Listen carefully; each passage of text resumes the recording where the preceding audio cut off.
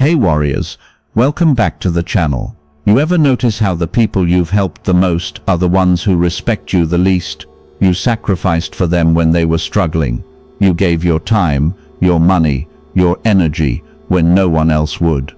You put their needs before your own. And what did you get? Not gratitude, not loyalty, not reciprocity. You got dependency, resentment, and the expectation that you'll keep giving forever. Because here's what nobody tells you. Helping people doesn't make them grateful. It makes them entitled. Every time you rescue someone from consequences they deserve, you're teaching them that weakness gets rewarded and effort is optional. And here's the part that's destroying you. They've turned your kindness into a weapon.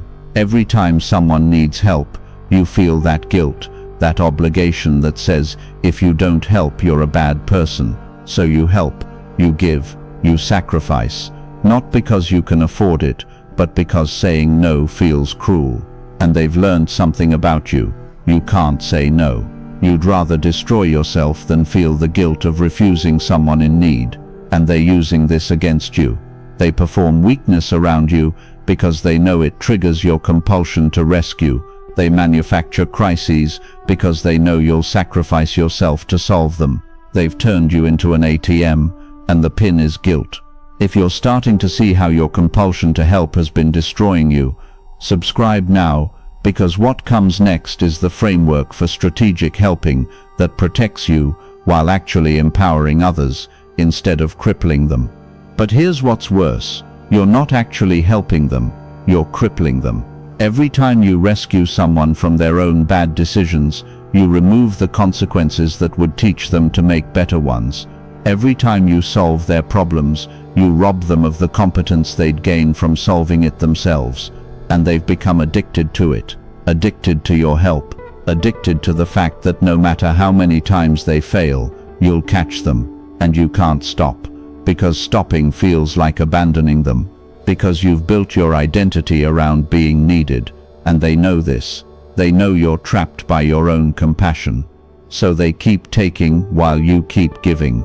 Until you're broke, until you're exhausted, until you're resentful, but can't admit it, because that would mean confronting the fact that your helping hasn't been noble, it's been compulsive, codependent and self-destructive. And when you're finally depleted, when you have nothing left to give, where are all those people you sacrificed for? They're gone, they're busy, they can't help you right now, because they never valued you. They valued what they could extract from you. And the moment the extraction stopped, so did their interest. Machiavelli warned about this 500 years ago. He said that indiscriminate generosity leads to ruin, not because helping is wrong, but because helping without strategy destroys you, while creating entitled dependents who resent you for the power imbalance your help created. Stay till the end, because I'm about to show you why your compulsive need to help others is leading you toward complete ruin, and how to help strategically without becoming a martyr who dies surrounded by ungrateful people who wouldn't lift a finger to save you. Let me show you exactly how this trap works. It starts with your programming. You were taught that helping others is virtuous, that self-sacrifice is noble, that your worth is measured by how much you give to people who need you. This sounds beautiful. It sounds moral. It sounds like the kind of person everyone should aspire to be. But here's what they didn't tell you. This programming makes you exploitable. Because once you believe that your value comes from helping others, you become dependent on being needed.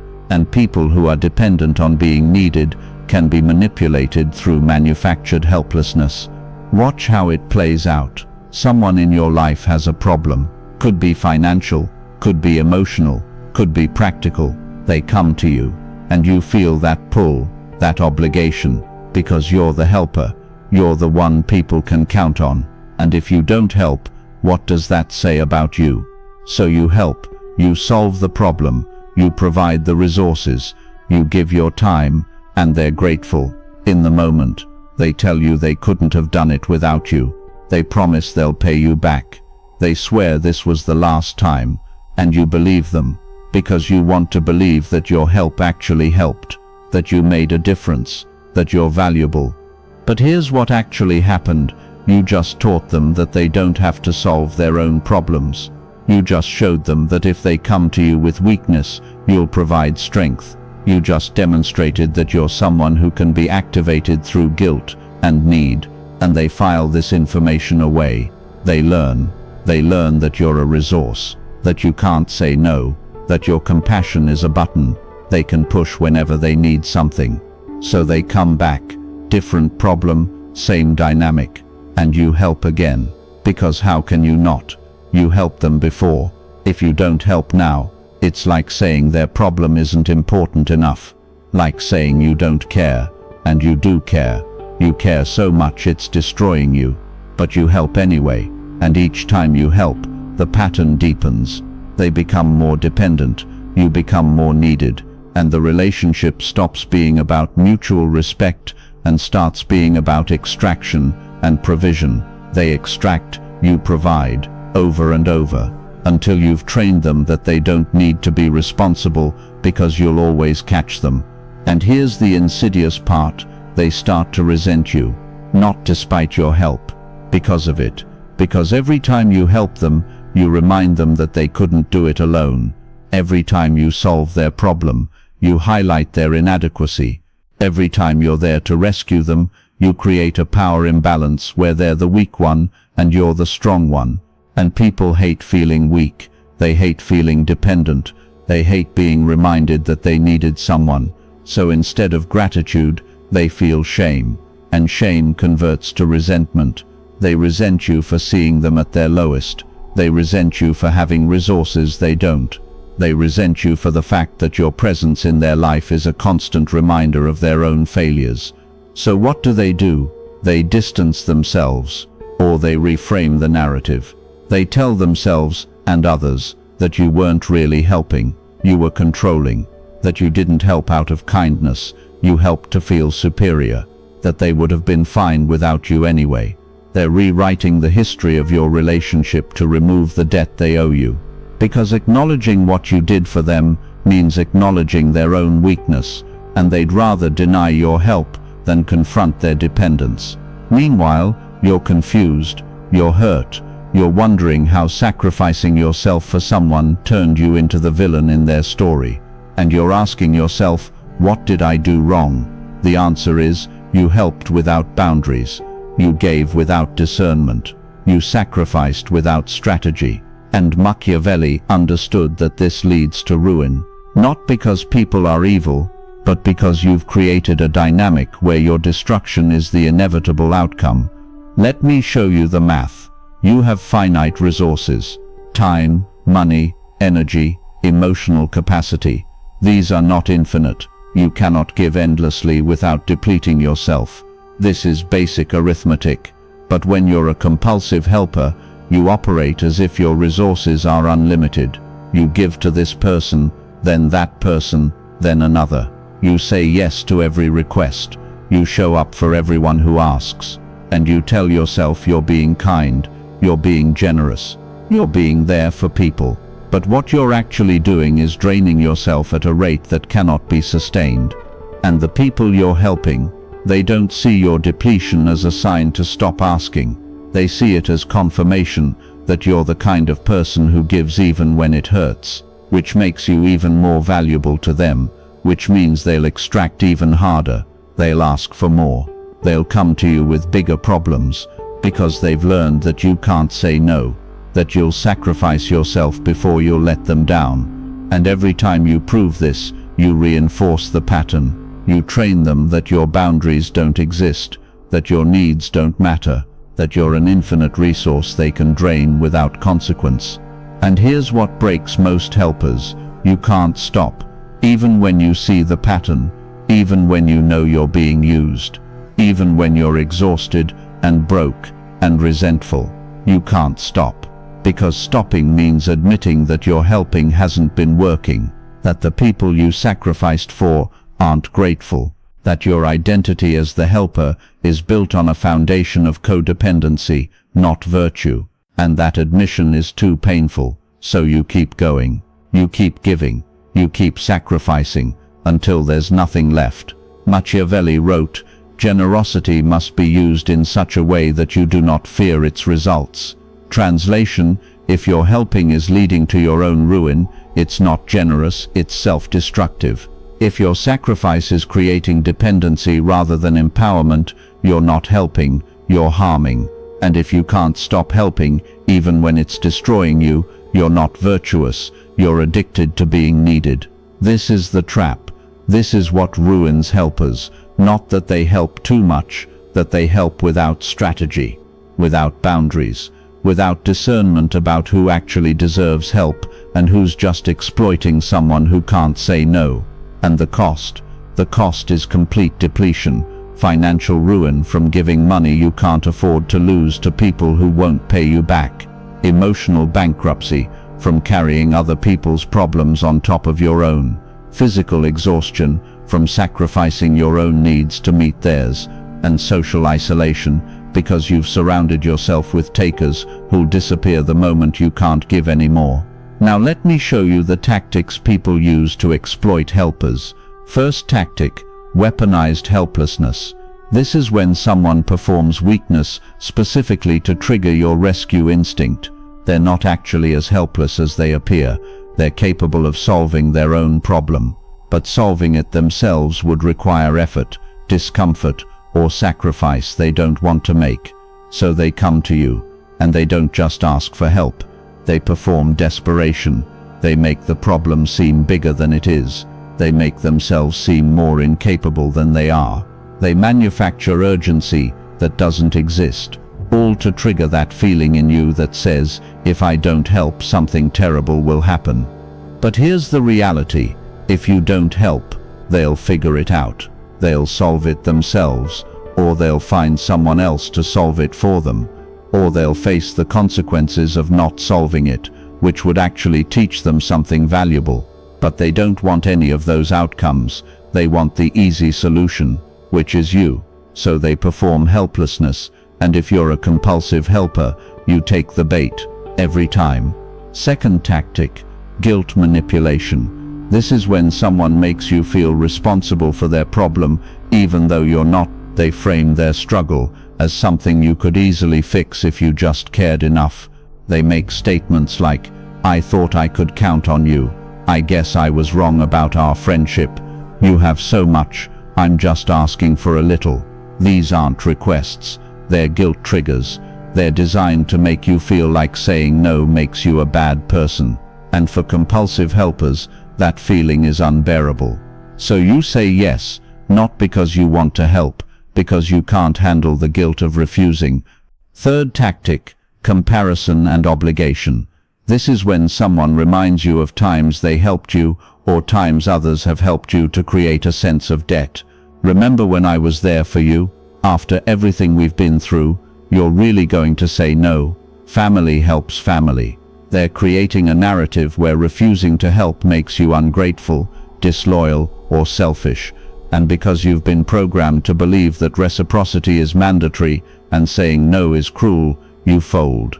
You help, even when you know it's going to cost you more than you can afford. Fourth tactic: manufactured crisis. This is when someone creates emergencies that require your immediate intervention. They wait until the last minute to ask. They frame it as urgent when it's not. They make it seem like you're the only one who can help when there are other options they're choosing not to pursue.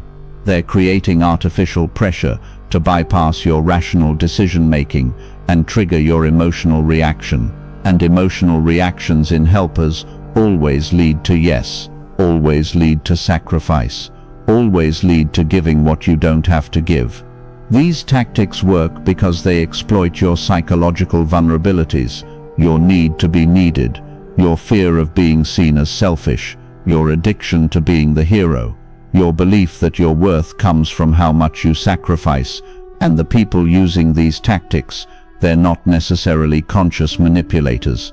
Most of them have just learned what works with you. They've discovered that performing weakness, triggering guilt, invoking obligation, and creating urgency makes you give them what they want. So they keep doing it. Not because they're evil, because it's effective. And you keep falling for it. Not because you're stupid, because you've been programmed to believe that helping others is always good, that self-sacrifice is always noble, and that saying no is always selfish. But here's what that programming doesn't account for. Some people don't want to be helped, they want to be carried. Some requests aren't requests for help, they're requests for you to solve problems they should solve themselves. And some people aren't struggling, they're strategically helpless around you because they've learned it gets them what they want without effort. Let me give you specific examples. You have a friend who's always broke, always asking for money, always has an emergency that requires immediate financial help, and you've helped them multiple times, hundreds or thousands of dollars over the years, and they always promise to pay you back, but they never do, because paying you back would require them to prioritize that debt over their own spending, and they're not willing to do that. So they keep asking, and you keep giving, because saying no feels like abandoning them in their time of need. But here's the reality: they're not in need, they're in the consequences of their own financial irresponsibility. And every time you rescue them from those consequences, you remove the pain that would motivate them to change. You're enabling their irresponsibility. You're making it possible for them to continue making bad financial decisions because they know you'll catch them. You're not helping them build financial competence. You're teaching them that incompetence gets rewarded as long as they ask you. And eventually, your helping them is going to ruin you financially. You're going to give money you can't afford to lose. You're going to sacrifice your own financial stability to prop up theirs. And when you finally can't give anymore, they won't be grateful for everything you gave. They'll be resentful that you stopped.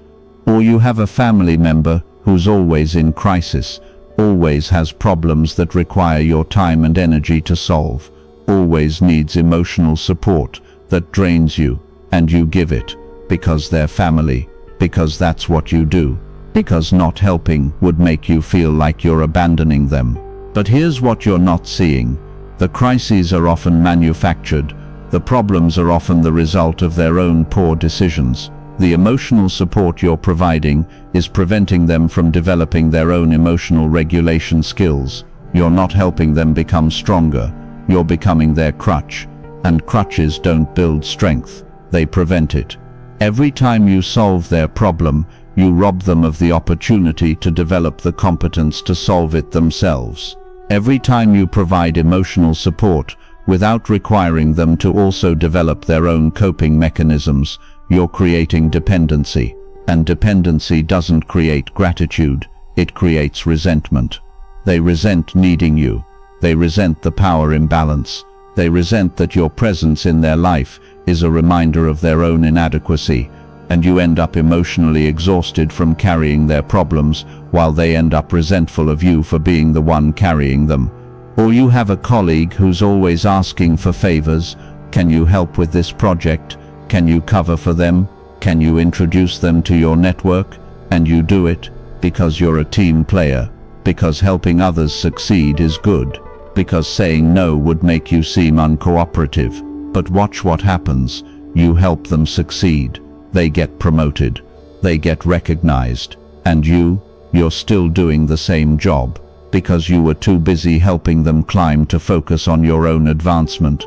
And now they're above you, and they don't reach back to help you, because they've conveniently forgotten all the help you gave them. Or they've reframed it as, we helped each other.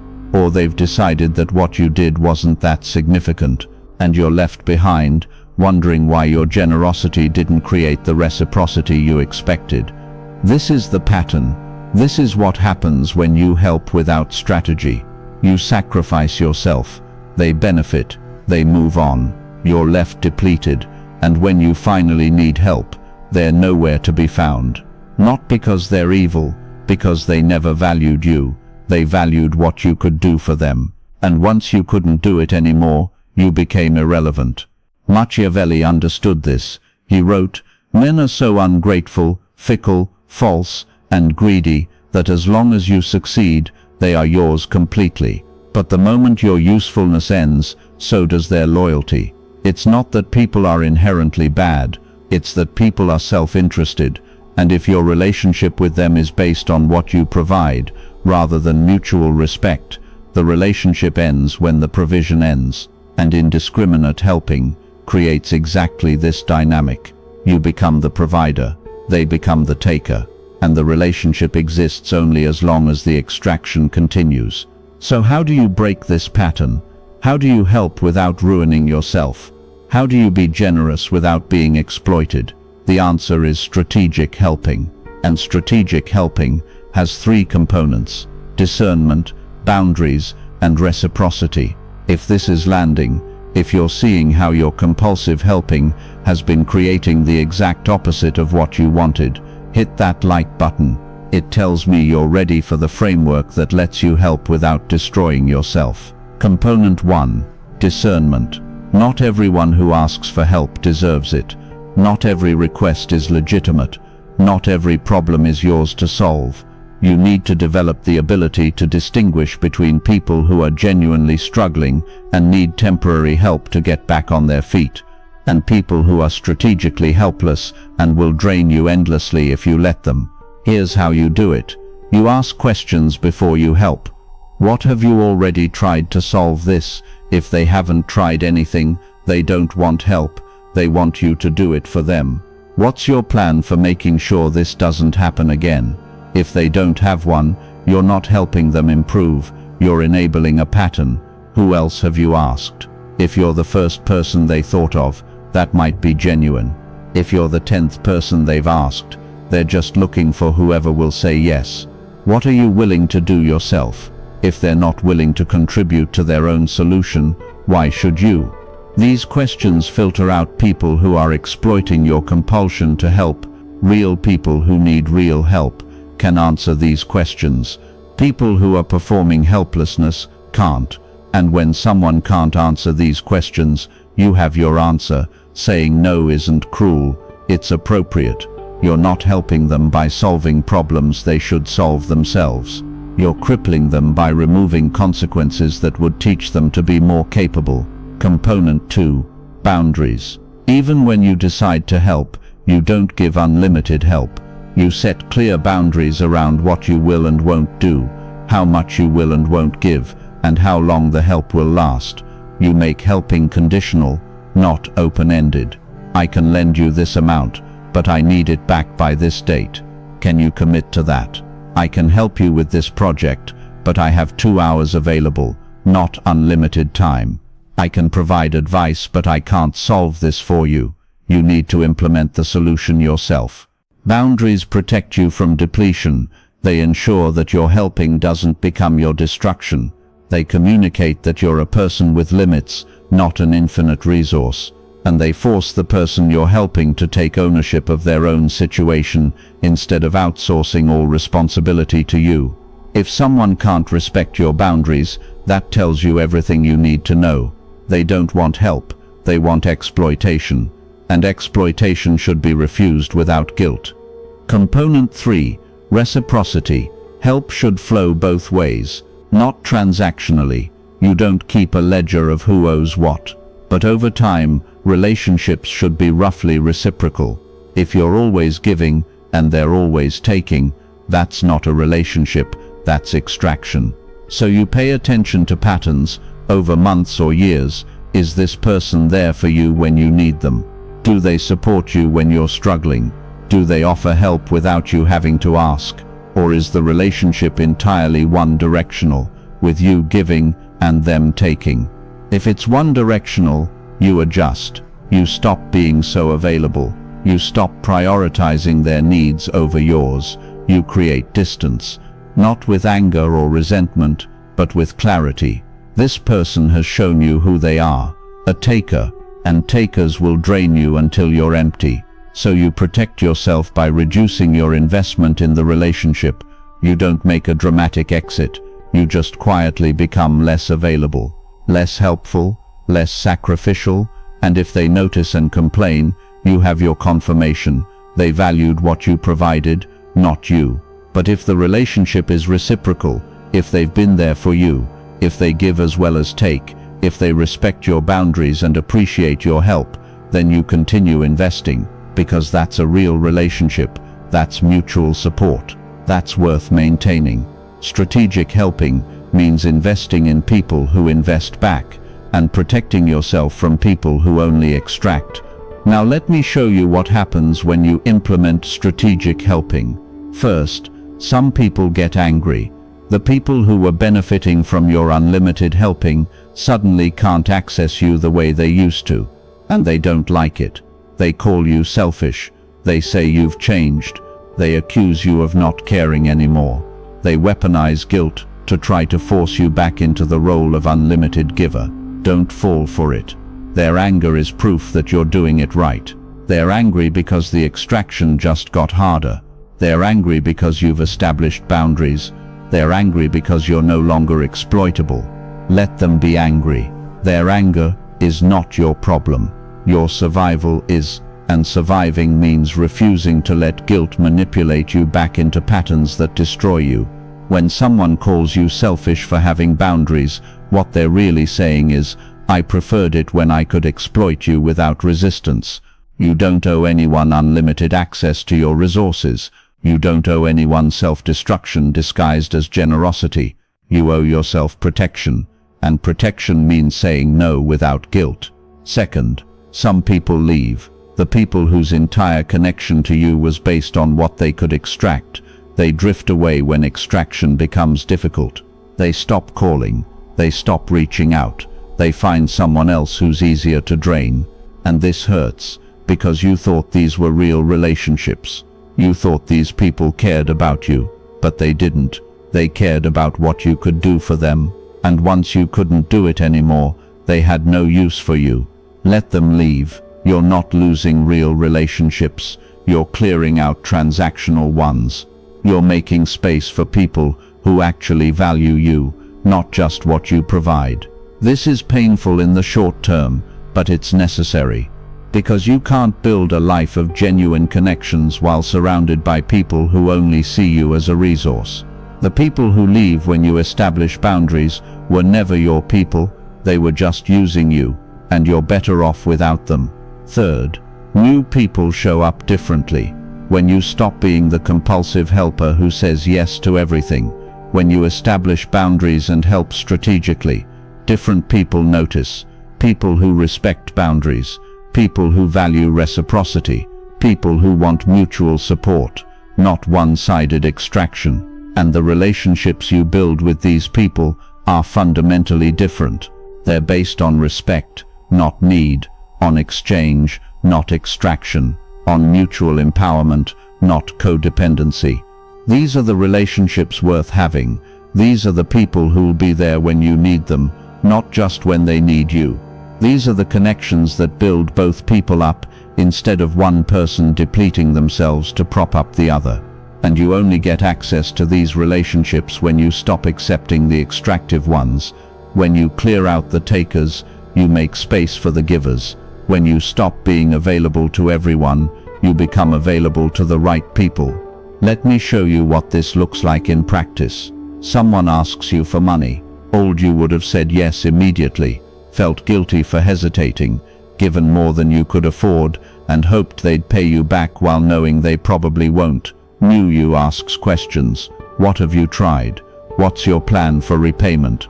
What are you doing to make sure this doesn't happen again? And based on their answers you decide. If they've tried everything and have a solid plan, maybe you help with clear terms and boundaries. If they haven't tried anything and have no plan, you say no, and you don't feel guilty, because you're not refusing to help someone in genuine need. You're refusing to enable someone who's choosing helplessness, or someone asks for your time. Old you would have sacrificed your own priorities to help them with theirs. New you sets boundaries. I have 1 hour available on Thursday. Will that work? Not unlimited time whenever they want. 1 hour, scheduled, bounded. If they need more than that, they can hire someone or figure it out themselves. You're helping, but you're protecting your own resources. You're supporting them without destroying yourself. Or someone asks you to solve their problem. Old you would have taken ownership of their problem and solved it for them. New you helps them solve it themselves. Here's how I would approach this. Here are the resources that might help. Let me know how it goes. You're providing guidance, not solutions. You're empowering them to build competence, not creating dependency. And if they get upset that you're not solving it for them, that tells you everything. They didn't want help. They wanted someone to do it for them while they did nothing. This is strategic helping. This is how you support people without ruining yourself. This is how you be generous without being exploited. This is how you maintain your own stability while still being someone who helps when help is appropriate. And the beautiful part, this approach actually helps people more than compulsive helping does, because you're not removing consequences, you're helping them navigate consequences. You're not creating dependency, you're building competence. You're not becoming their crutch, you're being their coach.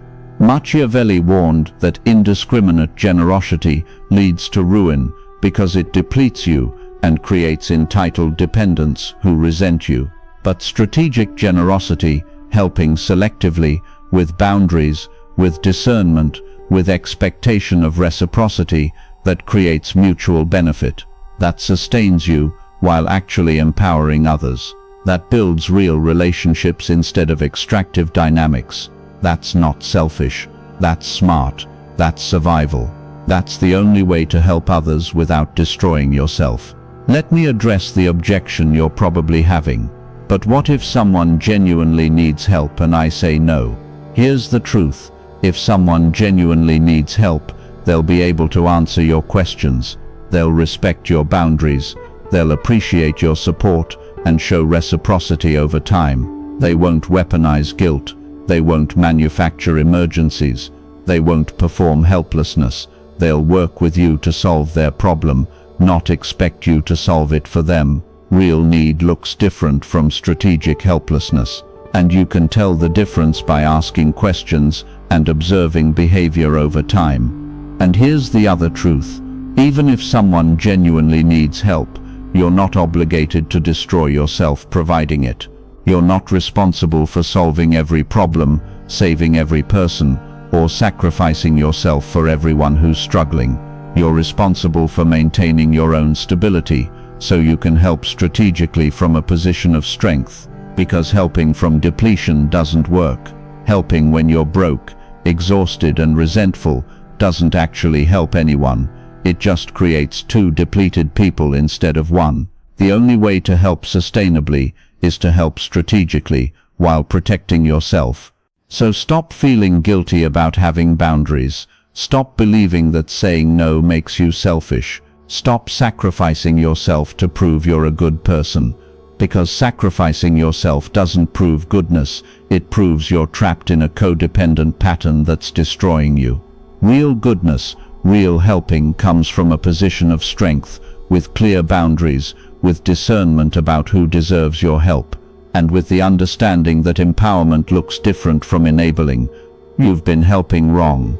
You've been giving to everyone, saying yes to everything, sacrificing without boundaries, enabling without discernment, and it's been ruining you. Financially, emotionally, physically, socially. You're surrounded by people who take and don't give back. You're depleted from carrying problems that aren't yours. You're resentful, but can't admit it. You're trapped by your own need to be needed. And the people you've sacrificed for, they're not grateful.